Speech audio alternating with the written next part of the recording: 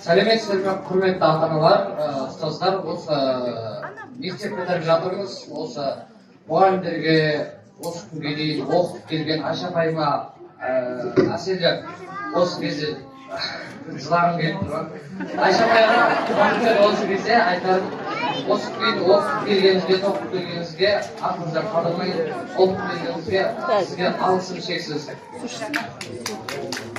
Менің ұстаздарға бір өлең. Бізге арнап білім шырағы жаққансыз, түн ұйқыны қиып талай тапқансыз, тәрбиемен мейірімнің иесі ұстаз болып жүрекке жол тапқансыз.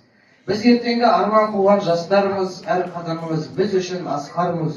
Сіздер барда самғауға да дайынбыз, ұстаздарға мың алғыс біздің бастарымыз. Айша апай, сізге де бір мың алғыс.